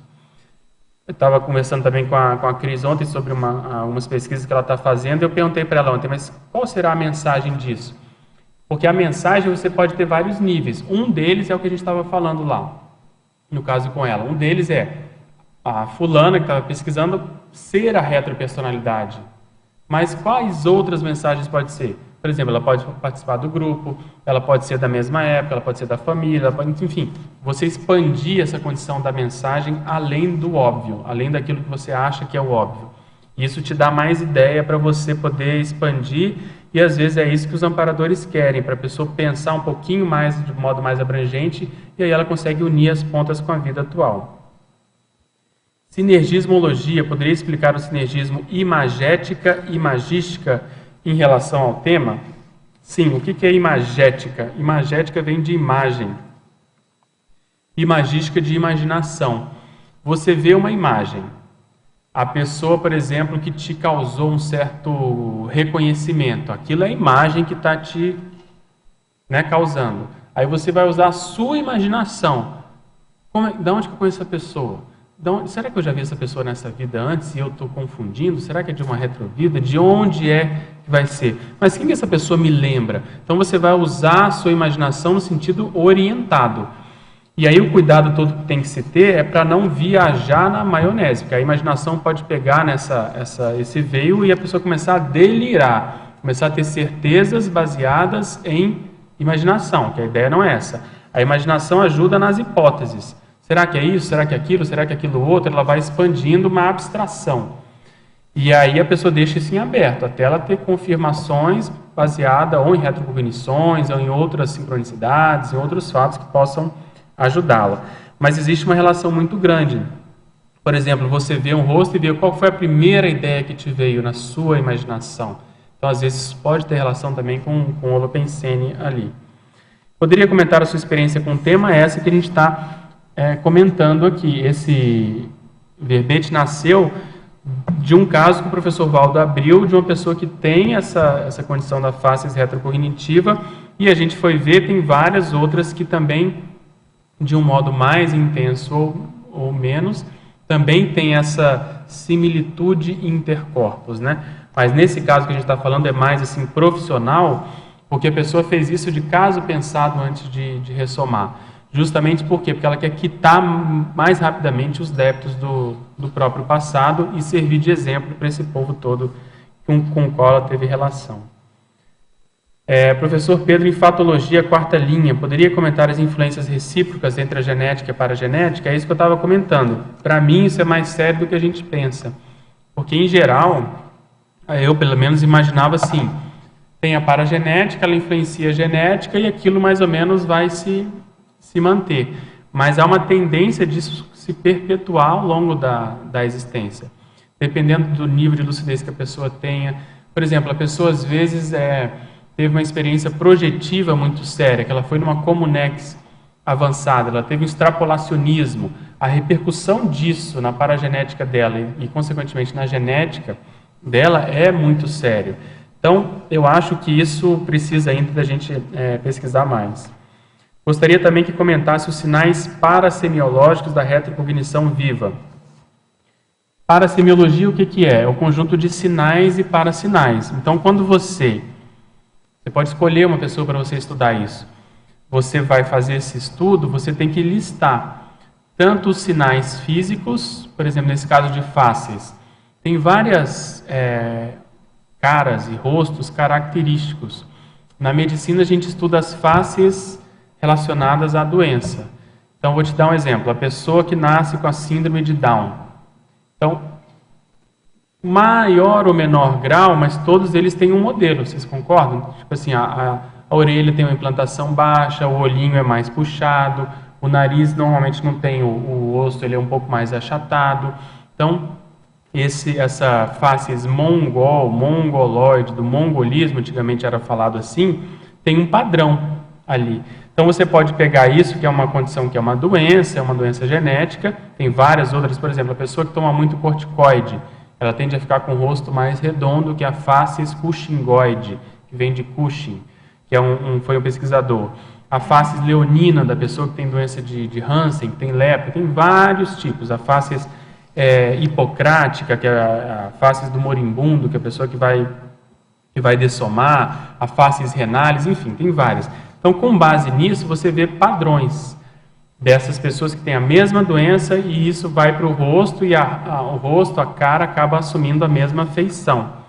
Na parasemiologia, você vai além disso, além de descrever o rosto, como que é o de um e de outro, você vai ver o processo energético. Como que é o holopensene de um e do outro, qual é a área que um atua, que o outro atuava, como é que é a força presencial que um tem e o outro tem também, como é que é o processo de liderança, por exemplo, o processo político e assim sucessivamente. Então, a retrocognição viva, nesse caso, ela é utilizada como modelo para você poder estudar. Na verdade, todas as nossas amizades e pessoas que fazem parte do nosso grupo são potenciais retrocognições vivas, porque se existe esse convívio atual é porque isso já vem do passado. Então, o que precisa é só quebrar essa tendência do esquecimento, a pessoa querer insistir nisso e começar a pesquisar essas relações mais próximas, essas relações de afinidade. Professor Pedro, vocês têm projetos em fazer itinerância pelo país? Sim. Principalmente projetos. Projetos a gente tem vários, mas eu acho até que eu te comentei na outra vez, a gente está se organizando ainda para conseguir tempo e, vamos dizer assim, principalmente tempo para atender a várias demandas. A gente já tem várias solicitações. Rio, Curitiba, Brasília, no caso de Vitória também, para a gente ter a possibilidade de fazer esses atendimentos com cursos sobre essas temáticas. Então, por enquanto, como a IC é nova, como nós somos poucos, e a gente precisa começar certo, vamos chamar assim, começar de um modo organizado, a gente quer ir com calma, a gente até pede desculpa em função disso, porque a gente não consegue atender tudo ainda, mas a gente quer ir devagarinho para depois poder atender e de um modo mais adequado e tal. Outra pergunta em ciclologia: como funciona o ciclo evolutivo interprisão, vitimização, recomposição, libertação, policarmalidade no contexto da face retrocognitiva? Esse ciclo, independente do caso da face retrocognitiva, nós estamos nele, quer a pessoa aceite ou não. Então, o que acontece? Vamos supor, no caso da face retrocognitiva, a pessoa teve uma interprisão, que é o primeiro estágio aqui. Lá na época lá do passado, ela teve algum desmando, eu até falo no verbete, teve algum ato que ela errou, que ela foi contra, a liberdade, a vida de uma determinada pessoa, de um determinado grupo. Ali criou uma interprisão. Ela estava participando, entre aspas, de uma máfia, de um grupo anticosmoético ali na época, consciente ou inconscientemente disso. O que costuma acontecer? Ela vai ter algumas vidas para ela sair disso. Num determinado momento dessas vidas, ela vai se conscientizar, falar, gente, não é bacana, não é legal você continuar, no caso a pessoa, eu continuar tendo esse tipo de comportamento, de prioridade, e ela resolve sair. É quando ela dá o contra no próprio grupo. E aí ela vai ter várias vidas em que ela vai ser vítima desse próprio grupo ou dessa estrutura que ela ajudou a criar. Então vem a fase de vitimização. Às vezes a vida da pessoa não dá certo, ela tenta várias coisas e a coisa não caminha, ela toma na cabeça, quando ela acha que vai, a coisa não se consolida. E aí ela, com isso, ela vai depurando isso, ela vai abrindo mão, ela vai reconhecendo, vai entendendo por quê, porque deve ter uma razão maior, porque ela faz todo o esforço sincero para dar certo e não dá. Ela vai abrindo mão até que ela começa a entrar na recomposição, que é o quê? Você continua vinculado àquele grupo, mas só que com uma distância maior e já começa a ter condições de atender esse grupo, de assistir esse grupo, de fazer auxílio mais direto a esse grupo. Então, pelo fato da pessoa conhecer bem o grupo, ter muita experiência com esse grupo, ter experiência também com o métier que esse grupo tem, seja ele cosmoético ou não, no caso anticosmoético, ela já sabe a vacina, porque foi a vacina que ela usou para ela. Eu era assim, hoje não sou mais, então eu posso explicar isso para esse grupo. Eu tenho know-how, eu tenho sinapse para doar, eu tenho experiência para compartilhar com essas pessoas. Então ela entra nessa recomposição, que é exatamente isso. Você vai recompondo os erros do passado, só que com um nível de, vamos dizer assim, tranquilidade um pouco maior. A corda já não está no seu pescoço, né? A faca já não está no seu peito, você já não está tão próximo daquele grupo. E aí isso também são várias vidas, porque essas interperisões, elas foram feitas em diversos contextos, com diversas pessoas, em diversos grupos. Até que chega uma hora em que a pessoa se liberta da média de manifestação nosográfica dos grupos dos quais ela participou do passado. Então ela está mais liberta. É aí que você observa, por exemplo, que a pessoa às vezes volta a conviver com um determinado grupo, mas porque ela quer, porque ela vai ser uma infiltrada, porque ela vai fazer um trabalho específico, um trabalho que vai ter uma repercussão muito maior, até ela chegar na policarmalidade, que aí já é o processo do serenismo, evoluciólogo e serenismo. Quer dizer, isso ela já está muito além disso, ela já lidera determinados grupos, ela já tem conhecimento de quem é quem no grupo, ela já tem essa visão serexológica do próprio grupo, ela já identifica personalidades consecutivas em pessoas próximas a ela. Então você vê que isso é um caminho, vamos dizer, ascendente, mas não linear e direto. Ele é ainda muito oscilatório, mas a tendência é de subida. Você quer falar, Alexandre?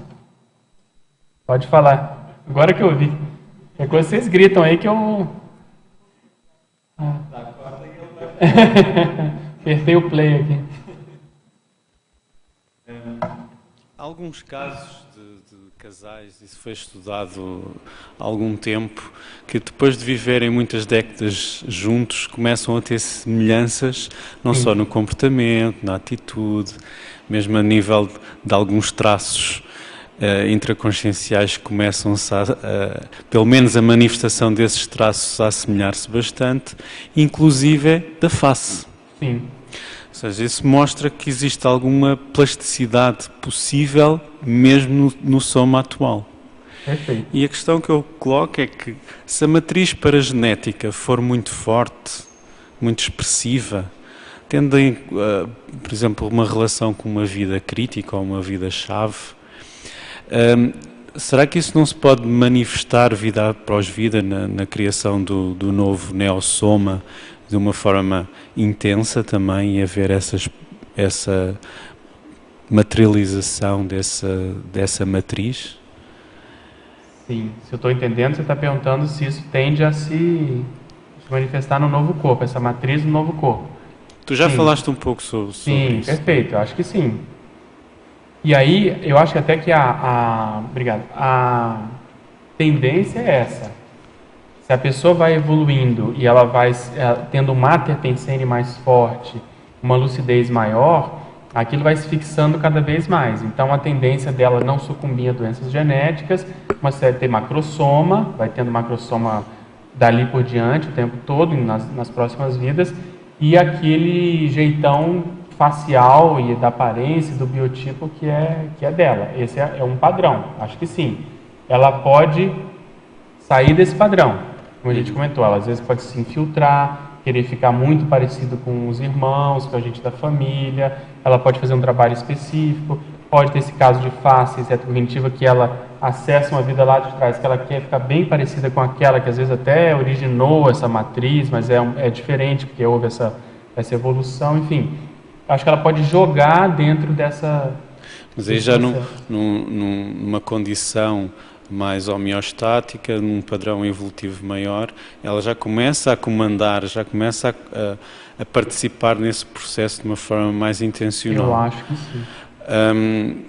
Quer de uma representação facial, de uma formação facial similar a uma retrovida, a um retrossoma, ou noutra condição que seja favorável para aquele contexto. E no caso de ser nosográfico, ou seja, uma vida que teve uma morte traumática, nós sabemos esses casos do Ian Stevenson, sim, de que existem cicatrizes, de ficar ali firmado muito forte. Isso também poderá acontecer para a face inteira?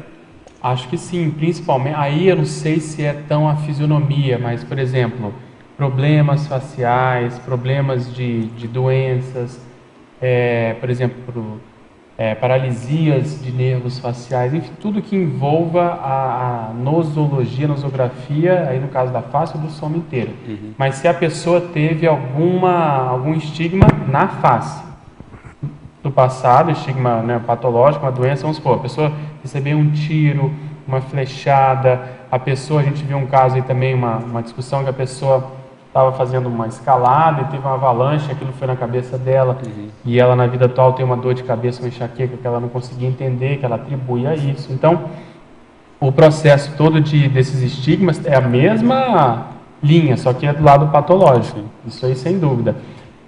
Doenças de nascença, né, doenças congênitas, processos de nervos, de sinais, tudo isso entra nessa condição, principalmente, como eu comentei no início, quando há um período intervidas muito curto. Então, essas crianças que o Ian Stevenson estudou, a maioria tem períodos muito curtos ali, então a memória é quase que a mesma, ela ressoma.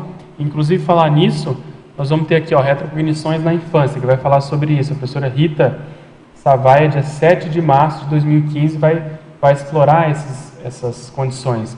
O que ela colocou aqui, retrocognições e os conceitos correlacionados, o holossoma infantil e características que favorecem as retrocognições, agentes retrocognitores. Então, é muito comum nas crianças porque aquilo é muito espontâneo. Elas, às vezes, têm mais desrepressão para falar. E se, como eu estava dizendo, se o período é muito curto, elas naturalmente elas falam.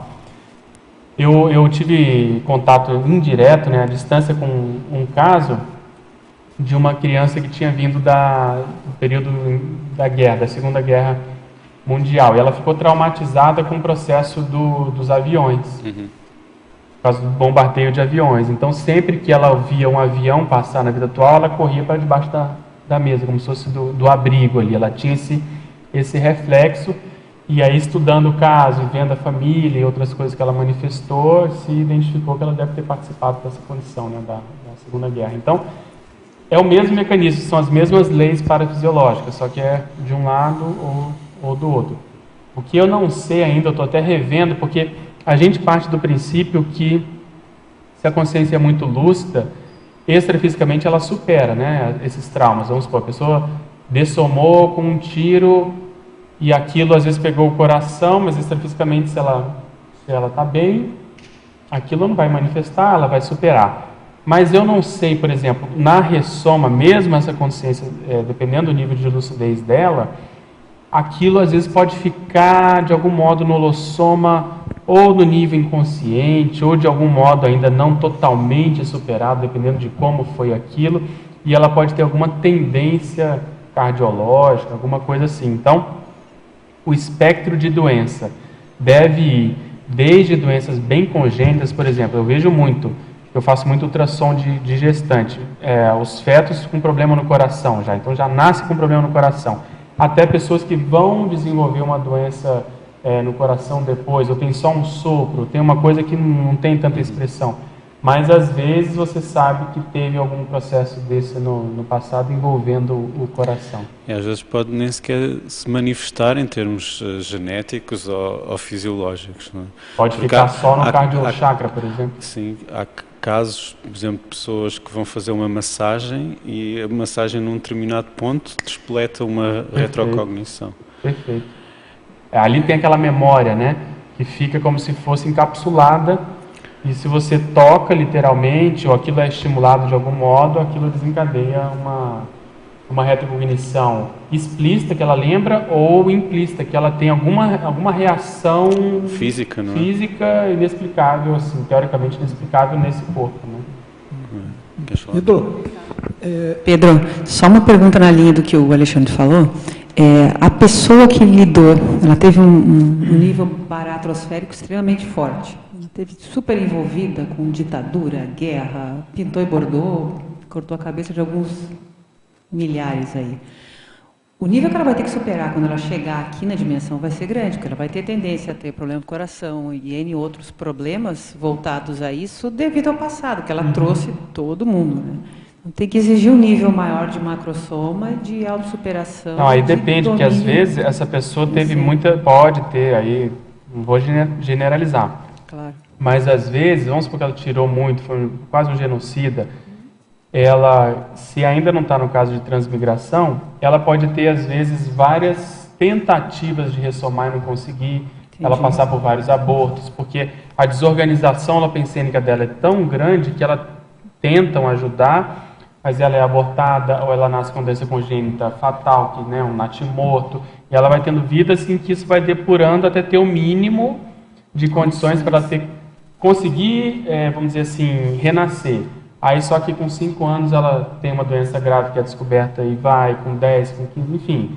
Isso varia ao extremo até ela ter uma vida em que ela está conseguindo ficar mais na adultidade, mas ainda com uma série de doenças crônicas ali.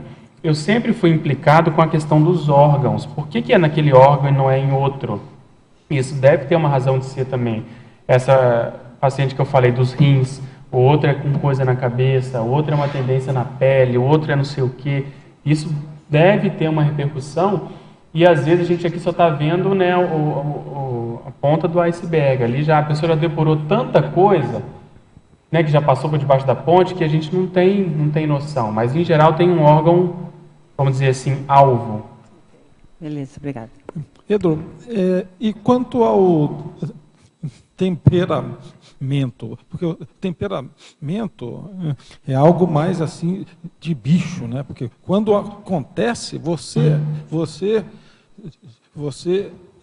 reage e depois pensa. Sim. Como é que isso pode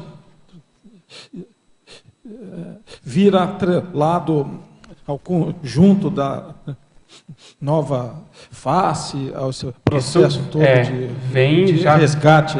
Vem atrelado. A tendência é que a pessoa, apesar desse automatismo, ela já ter mudado alguma coisa, pelo menos o temperamento, ela já está de olho no próprio temperamento para não ser tão impulsivo. Certo. E aí, qual que é a dificuldade toda da pessoa? Porque quando ela vem com a face lá de trás e vem hoje, a tendência dela até por, vamos dizer assim, instinto, às vezes é reagir do jeito que ela reagia. É uma tendência. Então ela tem que se policiar mais ainda. Mas é por isso que ela serve mais de modelo e exemplo para os outros. Porque eles veem aquilo e falam, nossa, mas o cara assumiu o desafio no whole pack, quer dizer, no pacote completo. Correndo o risco de, às vezes, em função da evocação, em função do temperamento da época, em função de uma série de coisas, errar como errou em certas áreas na época. Então, por isso que eu acho que cada dia, às vezes, na vida dessa pessoa já é uma vitória, entende? Porque a pessoa já superou isso tudo, superou uma série de coisas, está lúcido para isso, e está fazendo, e está vivendo, isso já tem assim, como se fosse eu acho pessoalmente, uma contabilidade maior do que outros casos que não tem isso, porque cada dia a pessoa tem que se segurar, tem que, né, conviver com as dificuldades, difícil, com as próprias doenças e tendências. Então, isso aí eu acho que vale mais do que qualquer coisa. Tá bom, obrigado. Professor Pedro, em parafatologia, poderia comentar os sinais parasemiológicos da retrocognição viva? A gente já comentou. E vamos exemplificar aqui em repercussões, página 31. Poderia explicar o item 8, o olhar, a energia do olhar no neosoma, potencializando a força presencial atratora das consciências. Paraconexologia. O que significa isso? O processo do rosto, ele é muito importante na comunicação, na convivência entre as pessoas. O olhar é mais sério ainda, ele diz mais ainda da consciência. Então, o processo do olhar, a pessoa que tem já uma história, uma experiência do passado, é lúcida para isso, já tem essa força presencial, conforme ela joga com o olhar, ela sabe jogar com o olhar, a expressão do próprio olhar, isso acaba atraindo as pessoas. Então, às vezes essas pessoas não têm lucidez para isso, elas não vêm por causa do olhar do outro, não é por causa da força presencial. É como se fosse a abelha no mel, elas são atraídas pelo jeito daquela outra se manifestar. Então, essa aglutinação, ela é potencializada pela face e principalmente pelo olhar, só que a maioria das pessoas não percebem isso. E é dentro da paraconexão, quer dizer, da conexão multidimensional envolvendo essa realidade. Professor Pedro, qual a relação entre faces retrocognitiva e a interleitura parapsicosférica? É total. Porque, por exemplo, como é que você vai, até o próprio diagnóstico de faces retrocognitiva, um dos caminhos é você fazer essa interleitura, quer dizer, você fazer um acoplamento energético com a pessoa, fazer a clarividência facial e você procurar auscultar a psicosfera dessa pessoa. Então, na prática, vamos supor, como é que acontece? Você faz isso. Daqui a pouco começa a te vir, você está ali fazendo, né, o acoplamento com a pessoa. Começa a te vir um contexto histórico. Você está vendo ali uma figura, mas você não localizou. E aí vem esse holopensene histórico de uma determinada época, envolvendo, por exemplo, uma determinada cidade. Essa semana aí que eu falei desse curso que a gente está dando, junto com outras 2 pessoas, eu percebi esse contexto e veio uma época, uma cidade, um nome histórico. E nós fomos estudar, ali teve um processo de guerra, de batalha, na verdade, de expansão territorial de um país para outro, que acabou expulsando as pessoas dessa cidade, que era um centro comercial da época, famoso, que, de certo modo, rivalizava com essa outra cidade. Então, ali, se você vai entrando nesse enredo e começa a ver personagens dessa época, daí a pouco fixa uma imagem.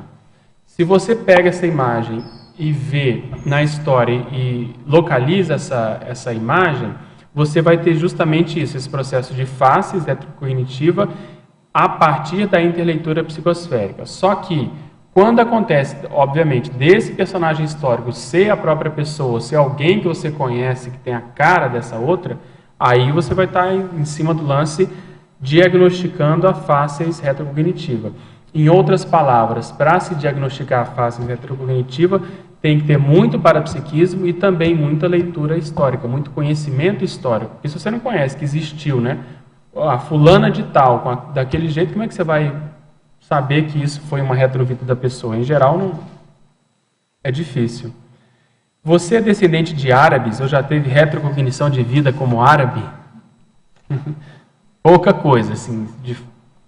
Eu tenho algumas informações sobre um processo ligado à matemática, que eu atribuo a isso e ao sul da Espanha, mas coisa muito incipiente, nada muito, sim, confirmado, confirmatório, que eu tenho experiência para poder te afirmar. É tudo hipótese e baseado em pesquisa. Professor Pedro, o processo de contaminação holopensênica não seria uma forma de aproximação aos poucos do passado? Sem dúvida.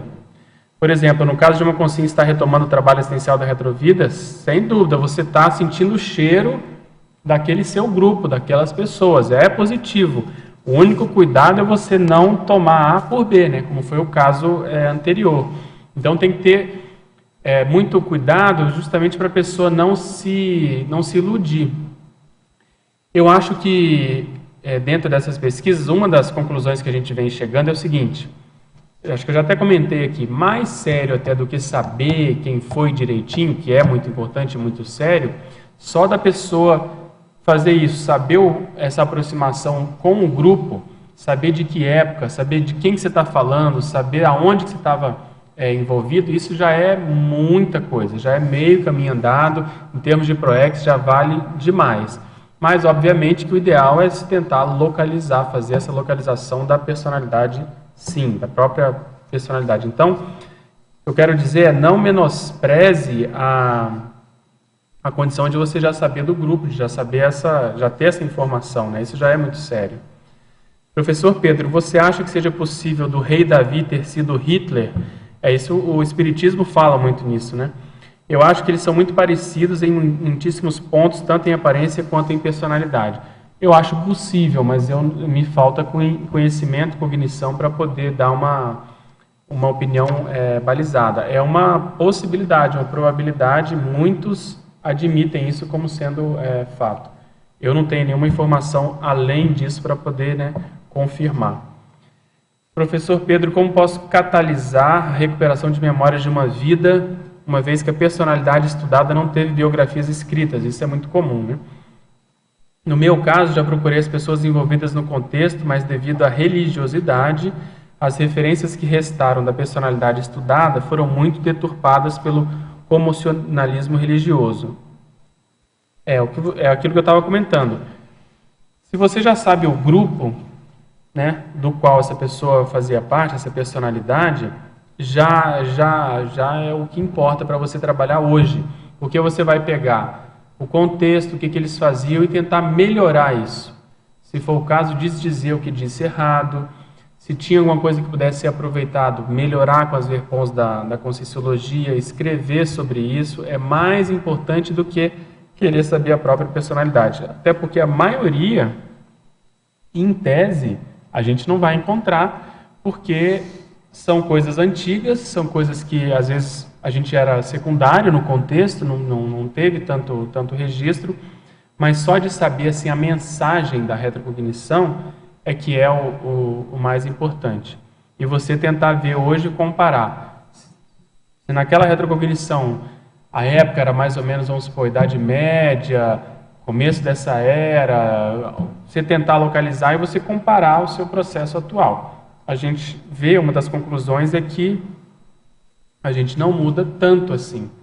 Um fator bem diferencial que tem dentro disso, que às vezes até dificulta a pessoa se localizar, eu chamo de paraviés, é o curso intermissivo, porque no curso intermissivo a pessoa teve quase uma cirurgia de temperamento, ela começa a ter muito esbregue, às vezes até uma melex, porque ela vê quanto de oportunidade que ela perdeu, quanto de coisa que ela errou. Isso mexe muito com a consciex, e quando ela ressoma, ela fica um pouco mais ressabiada, mais fechada, às vezes mais cautelosa em certas coisas.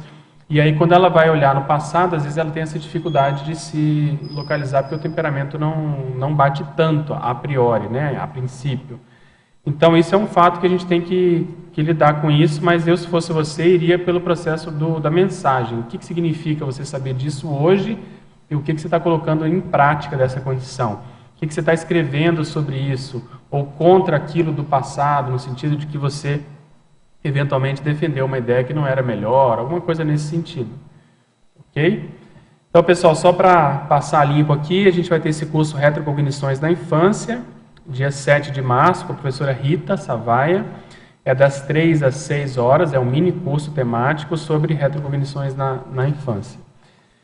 E nós vamos dar antes, em fevereiro, dia 7 de fevereiro de 2015, no discernimento, o workshop de clarividência retrocognitiva.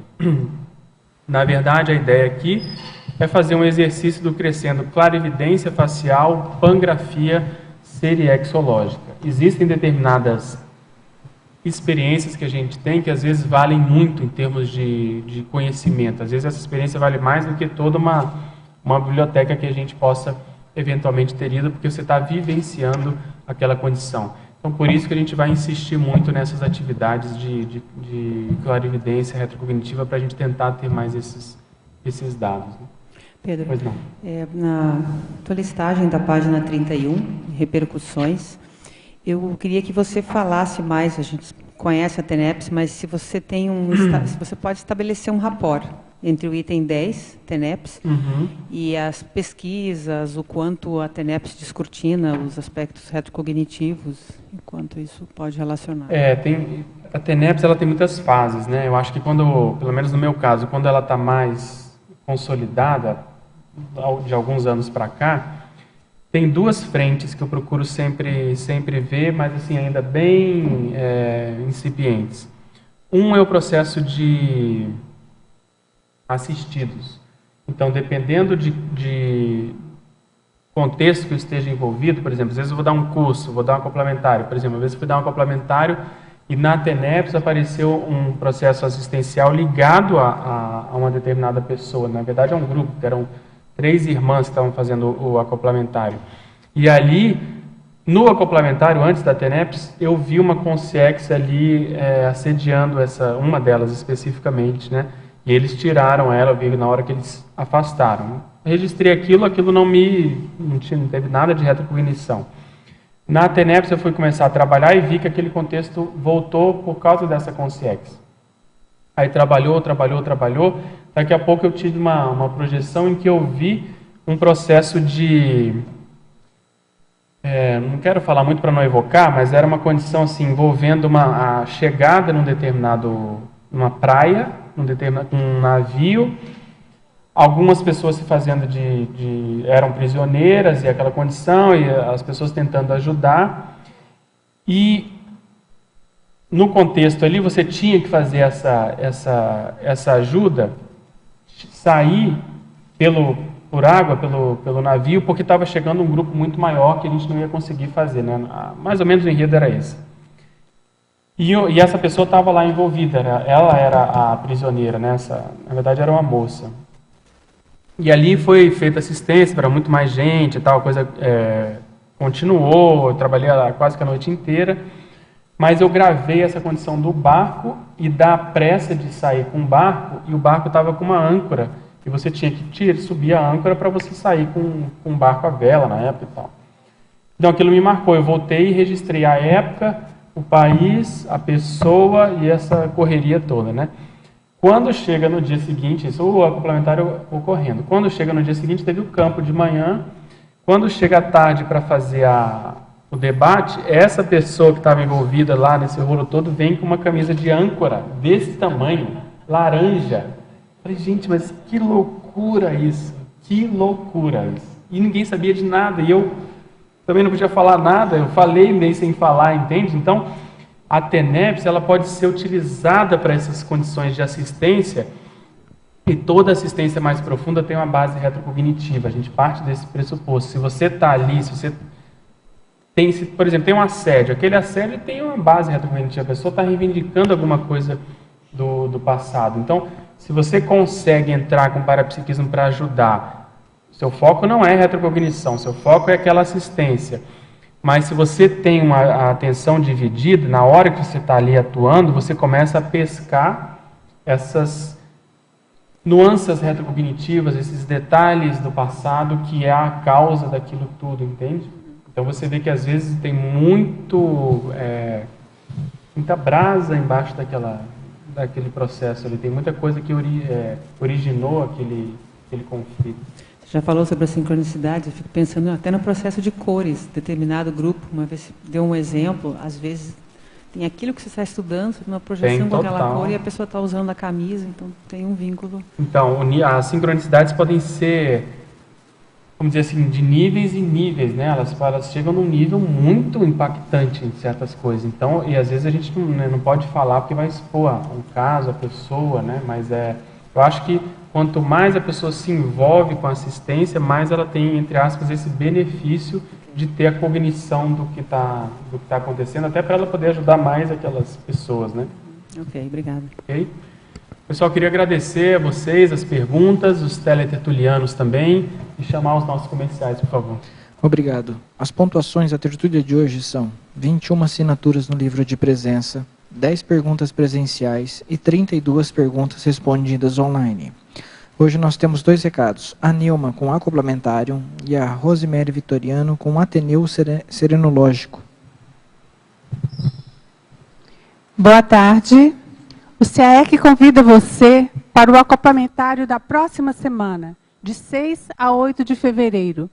Inversão existencial é o tema desse laboratório grupal específico e autopesquisístico, que objetiva desenvolver a clarividência interassistencial, permitir diagnósticos parapsíquicos, aprofundar o conhecimento sobre a técnica da inversão existencial e terá como epicons Alexandre Nonato e Marcelo Silva.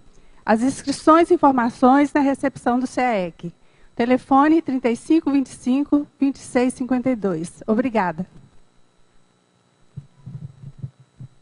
Boa tarde a todos. Estou aqui em nome da Serenos para convidá-lo para o 2º Ateneu Serenológico, que acontecerá no dia 7 de fevereiro, das 18h30 às 20h30, na holoteca aqui no CAEC. O tema desse Ateneu será Serenologia e Ortopensenologia e será apresentado pela professora Dulce Dal. Esse é um evento que acontece mensalmente, é promovido pela Serenos, a pré-instituição da Serenologia, em parceria com a holoteca e o CAEC. É um evento gratuito e não há necessidade de inscrição prévia. Portanto, estamos esperando por vocês no dia 7 de fevereiro, às 18h30, lá na holoteca. Muito obrigada.